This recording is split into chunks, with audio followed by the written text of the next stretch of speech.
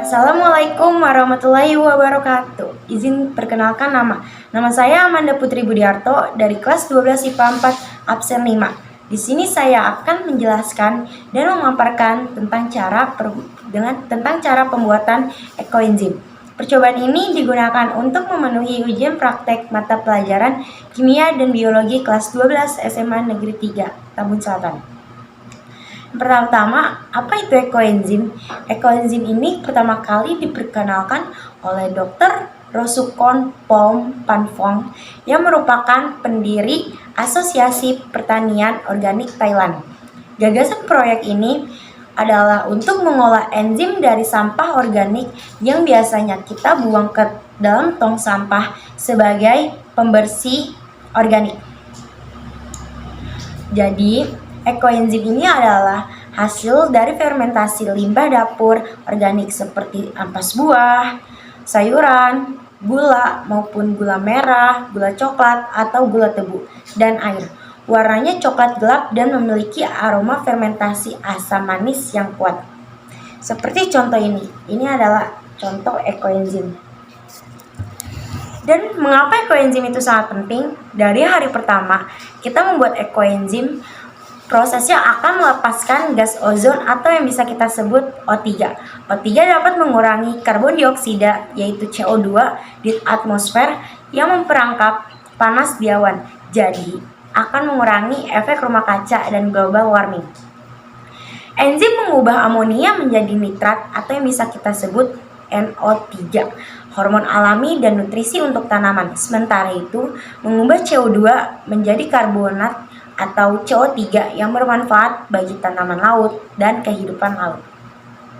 Adapun cara membuat ekoenzim itu sendiri, yaitu alat dan bahannya kulit buah, sayuran, gula merah tebu, air, wadah kerap udara plastik atau toples plastik.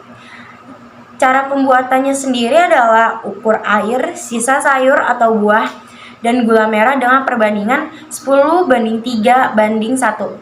Ya, contohnya 10 gram gula merah, 30 gram sisa sayur atau buah, 100 gramnya air. Sesuaikan dengan sampah organik yang tersedia untuk ukuran wadah.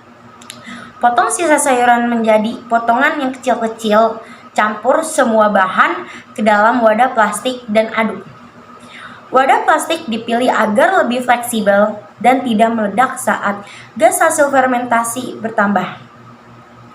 Tutup wadah sampai kedap udara, biarkan selama 3 bulan di tempat yang teduh, kayak jangan terlalu terpapar sinar matahari juga. Saat masa awal fermentasi, buka tutup wadah kira-kira 1 minggu sekali untuk mengeluarkan gas yang terperangkap di dalamnya dan mencegah wadah meledak. Setelah 3 bulan, cairan ekoenzim yang sukses akan berubah warna menjadi coklat gelap dan berbau cuka. Seperti ini adalah contoh ekoenzim yang berhasil. Jika cairan ekoenzim itu berwarna hitam, tambahkan gula untuk mengulang proses fermentasi. Saring cairan dari residu sampah dan simpan untuk digunakan. Residu sampah organik juga dapat digunakan sebagai penyubur tanaman loh. Manfaat ekoenzim sendiri ini sebagai disinfektan disebabkan oleh kandungan alkohol atau asam asetat yang terdapat dalam cairan tersebut.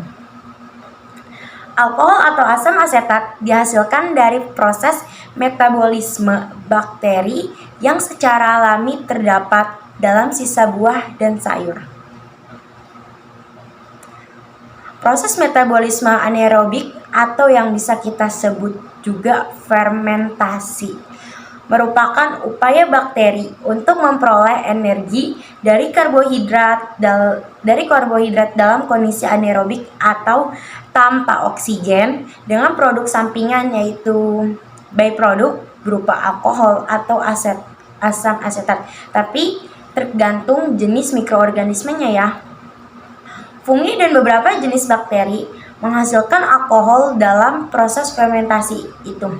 Sedangkan kebanyakan bakteri menghasilkan asam asetat. Proses fermentasi ini merupakan hasil dari aktivitas enzim yang terkandung dalam bakteri atau fungi.